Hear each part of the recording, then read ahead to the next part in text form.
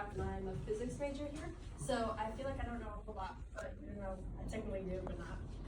So here's my motivation because, like, I started off right here where I don't really understand physics, and I just kind of walked through and I was like, this stuff's kind of hard. Don't really like it. And I was like, oh yeah, I'm super smart. I understand this. And now I'm at the end of my career, and I'll be starting a PhD program in the fall.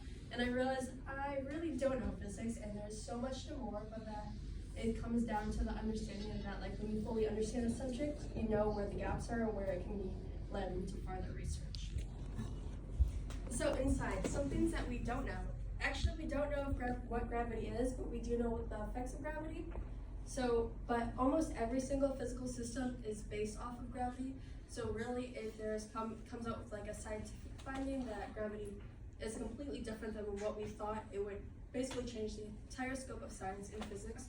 There's also, since time is based on gravity, there's this thing called time dilation, which means as you move away from the Earth, time changes. So if you have two clocks, one on Earth and one in the space, the space one will move slower than the one on Earth. So it's just kind of interesting how, like, even when we perceive time, that is just not there. So this kind of leads into kind of like not knowing and having that anxiety of like, oh, how do we know this is correct, or like, is this wrong, or basing our whole life on this? So not knowing isn't easy. I mean, all of us aren't going to know our future ahead of time. Like, some of us are starting new jobs, we're starting new graduate programs, as well as maybe even continue on at Mount and like taking their 5th year here. It's not an easy process. It can cause a lot of anxiety, and not knowing what the next steps are, it's really hard for people to process, especially.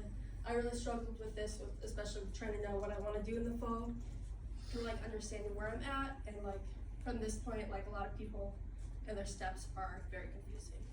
So what does our wisdom literature say about this? So in Judaism, when we talk about knowing or like not knowing, they're talking about knowing the presence of God and who God is.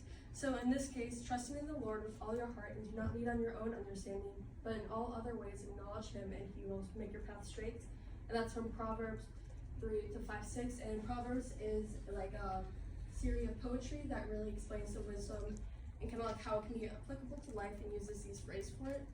And another aspect is many plans are in the person's heart, but it's the Lord's purpose that will prevail. And that kind of means like, oh, when I first came to Mount, I thought I was going to stick in biomedical engineering, and then I completely changed my major twice. So now I'm physics, and that really changed, and that wasn't God's purpose for me. And so what about in Islam? So in Islam, in Quran, it said no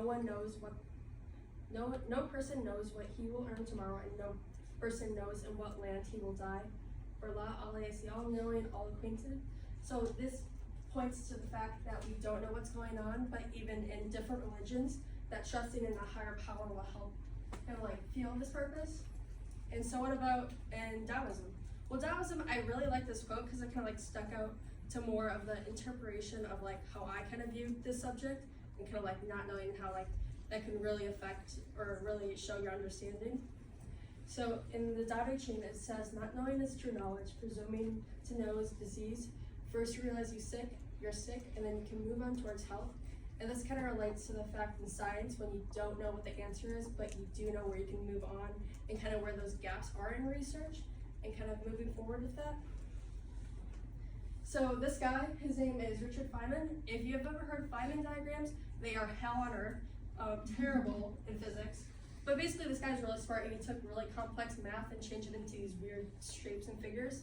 And basically what he's saying is, even though this is a long quote, he said he'd rather know that he's not right, and instead of understanding that something is right. And this kind of goes along in science on how like you don't know the answer, but at least you know that you're wrong. And that kind of goes in life on like how, well, I might not be exactly where I need to be, but I know the next steps that will continue on with this. And so some concluding remarks. Not knowing is the first step to truly understanding, and being uncomfortable with what's wrong, or not knowing the value, or not knowing is valuable in science. It's really where the next steps are, and even in life when you don't know what you want to do, that's really how you figure out who you truly are. And where our knowledge of science stops is where true knowledge begins.